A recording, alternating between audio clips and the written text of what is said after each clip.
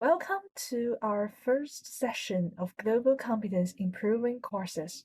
We are sure you are interested in international affairs and international issues. We hope that this series of courses will help you develop an awareness of global competence and help you improve your abilities in your future development. Today, we will make a brief introduction to the history, significance, and definition of global competence. We hope that after this course, you can have a deeper understanding on this notion. Thomas Friedman wrote in the World is Flat that the human society has entered the era of globalization 3.0. That is, after the state and multinational corporations, each individual will become an important force in the process of globalization by relying on modern science and technology.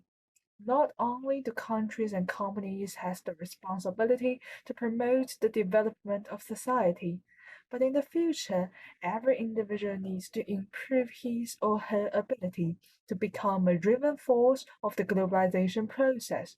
That is, to develop his or her international vision, thinking, and ability, and to improve global competence. Is global competence the capability to find out the differences between culture and help us to communicate? This explanation is not enough. In today's world, intercultural communication is more and more common. Global competence is not only the communication skills with other people with different cultures smoothly, but also the tool to help us have a deeper understanding of the world and give us the possibility to make solutions to the worldwide issues. The latter one is much more important. Since the 20th century, countries around the world have been paying more attention to global competence. In 1988, Council on International Education Exchange introduced the concept of global competence in its report, and in 2018, the OECD included global competence in the Program for International Student Assessment (PISA) for the first time and set up an assessment framework. Detailed quantitative indicators for global competence are available on the OECD's PISA-related webpage, and the specific assessment criteria are attached as an annex below. Why global competence is so important?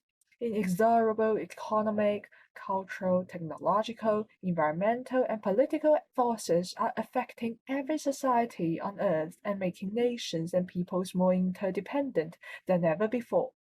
Responding effectively to these forces, lessening their damage, or harnessing them for good will require creative multinational solutions to be negotiated and carried out by individuals who can do and do participate simultaneously in local, national, and global civic life. These four reasons are why we need to build up our global competence. From personal perspectives, global competence is necessary for individual employability, the capability of adapting in the new environment and communicating with people from different cultural backgrounds. From the larger view, global competence is necessary for achieving the United Nations Sustainable Development Goals. From a larger view, global competence is necessary for achieving the United Nations Sustainable Development Goals. The purpose of the 17 SDGs is to unite the UN countries around a shared agenda focused on reducing poverty and increasing the quality of life in a sustainable way. Global competence can help the new generation in managing and even solving the social, political, economic, and environmental challenges outlined in the SDGs by 2030. Then, what is global competence? According to PISA, which is mentioned before, global competence is a multidimensional construct that requires a combination of knowledge, skills, attitudes, and values successfully applied to global issues or intercultural situations. Global issues refer to those that affect all people and have deep implications for current and future generations. Intercultural situations refer to face-to-face, virtual, or mediated encounters with people who are perceived to be from a different cultural background. Different countries may have different definitions on global competence, but what countries agreed on there are some fundamental skills and shared value existed to build global competence. Specific cognitive and social emotional skills including reasoning with information, communication in intercultural context, perspective taking, conflict resolution, and adaptability. And shared value, which includes openness towards people from other cultural backgrounds, respect for cultural differences, and global mindedness.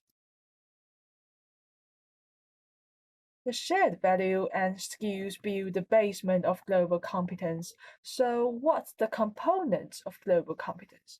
Let's look at this circle carefully. This circle was still made by OECD, and now it is the most accepted definition of global competence. First one, examine local, global, and intercultural issues from different perspectives. There's need on effectively combining knowledge and critical reasoning to establish informed opinion. Whether we can see the world through different lenses is crucial for achieving this competence, so equally important is to understand and appreciate the perspectives and the worldviews of others, to realize there are differences existed and appreciated. The recognition is inherently shaped by various influences and concepts of reality, so it is critical to engage in open, appropriate, and effective interaction across cultures. We are easy with our families, friends, and people we are familiar with or similar with. However, it is not easy for us to accept someone is different with us. Finally, we come to the action part. Global competence needs us to have the ability to take action for collective well-being and sustainable development. To what extent are we willing to take informed, reflective action to improve living conditions in our own communities and beyond? Global competence is not as asterisk, and it is not something that is only necessary for allies whose personal and business travel takes them to other countries and continents. Everyone, those in the remote villages as well as those who live in urban megacities, is affected by the global climate, by international trade, by migration, and by international conflicts. Through this session, I believe you have gained a better understanding of global competence. In the next session, we will further analyze the concept of global competence in the context of UN Future Competence Model. And if you are willing to continue learning, the rest of the journey will be more enjoyable. We look forward to your participation.